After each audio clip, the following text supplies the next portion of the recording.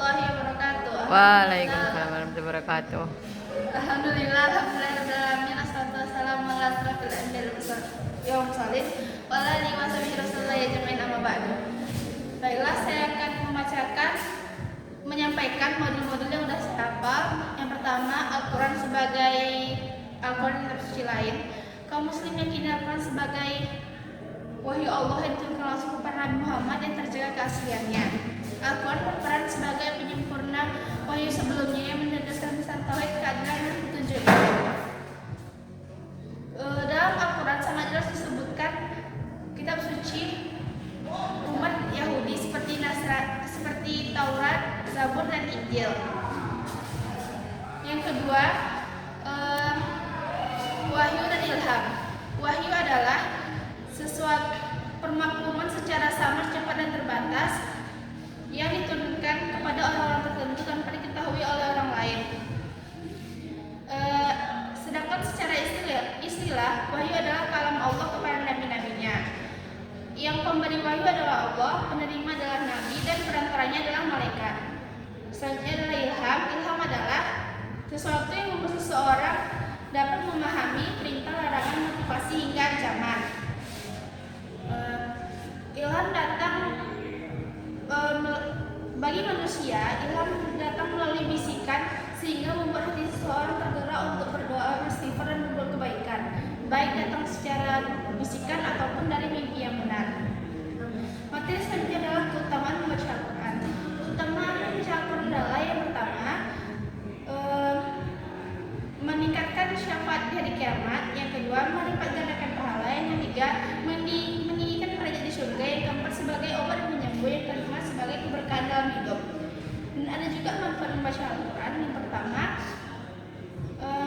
pertama ketenangan jiwa. Yang kedua, sebagai perlindungan dari syaitan. Yang keempat, sebagai penambah ilmu dan hikmah. Yang kelima, mempermudah urusan dunia dan akhirat. Materi selanjutnya adalah peranan wanita dalam Al-Quran.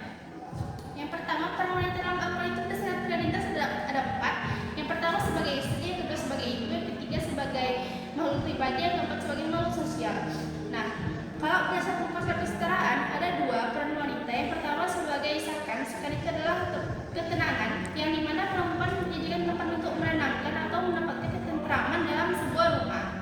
Nah, yang kedua adalah kesetaraan. Kalau baiknya Islam datang dengan membawa penjelasan bahwa Islam sangat menolak diskriminasi dan penindasan terhadap perempuan. Materi selanjutnya adalah Al-Quran sebagai kitab. Al-Quran sebagai kitab adalah wahyu Allah yang diturunkan kepada Nabi Muhammad sebagai petunjuk bagi umatnya. Al-Quran tidak hanya berfungsi sebagai petunjuk hukum, tapi juga sebagai petunjuk moral dan sosial. Nah, materi selanjutnya adalah asbabun nuzul. Asbabun nuzul merupakan peristiwa atau kejadian yang melatar belakangi turunnya Al-Quran, yang dimana ayat tersebut dapat menjelaskan kejadian-kejadian yang timbul dari masalah tersebut. Materi selanjutnya adalah Al-Quran sebagai mukjizat.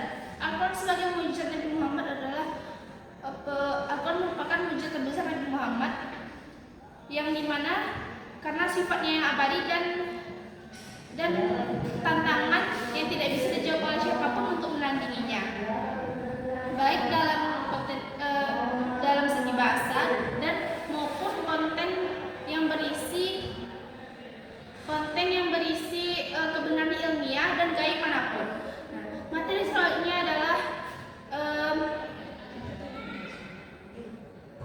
selanjutnya adalah turunnya Al-Quran.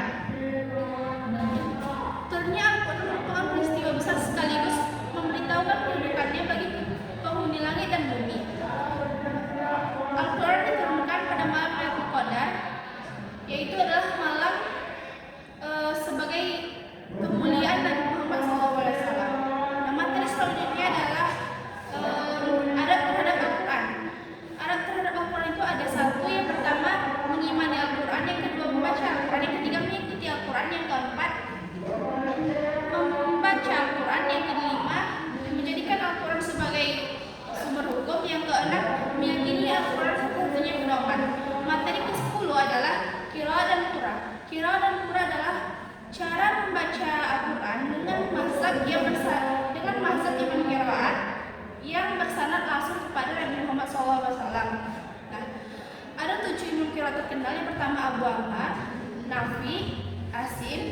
Kisai, Hamzah, Ibnu Amir, dan Ibnu Katsir.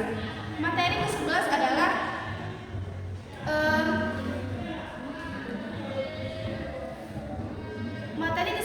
adalah muhkam dan mutasyabih. Muhkam artinya adalah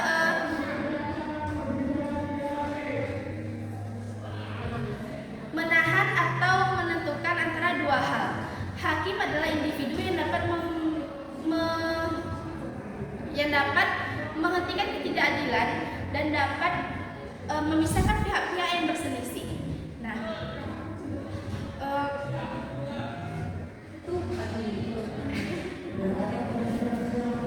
selanjutnya adalah mutasyabih. Mutasyabih itu berasal dari kata tasyabaha ya tasyabahu, yang artinya adalah hal-hal yang memiliki kesamaan. Nah, mutasyabihat adalah ambigu, yang dimana ayat-ayat Al-Quran memiliki makna yang tidak pasti dan dapat diterjemahkan atau ditafsirkan dengan berbagai cara. Materi selanjutnya adalah lafaz yang umum dan yang khusus. Lafaz diklasifikasikan menjadi 3 kategori. Yang pertama adalah lafaz umum yang dikhususkan. Yang kedua, lafaz umum yang tetap keumumannya.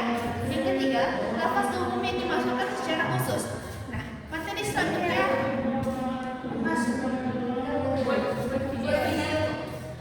materi selanjutnya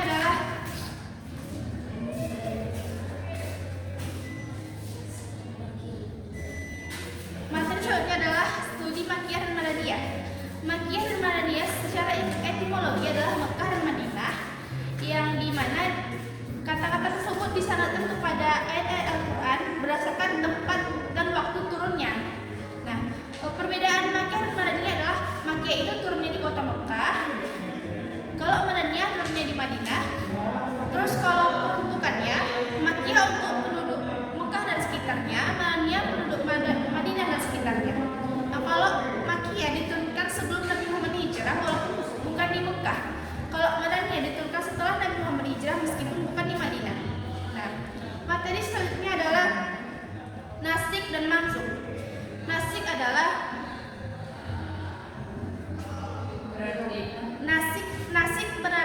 nasik secara istilah berarti menghilangkan. Nah, contohnya adalah matahari menghilangkan bayang-bayang dan angin menghapus jejak. Nah, kalau mansukh secara bahasa artinya adalah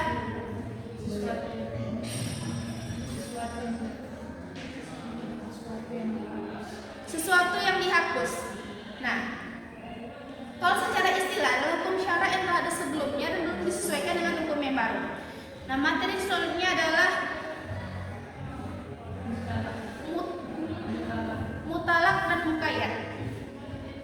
Mutalak adalah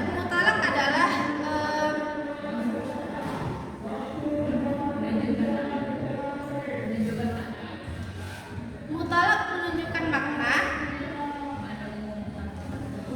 Mutalak itu adalah menunjukkan makna yang umum tanpa batas tertentu. Nah, kalau muqayyad itu kata yang maknanya dibatasi oleh sifat, syarat, dan keterangan tertentu.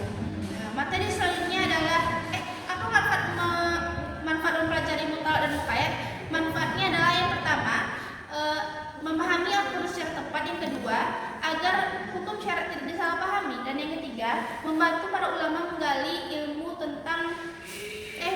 menggali hukum dalam Al-Quran. Nah, materi selanjutnya adalah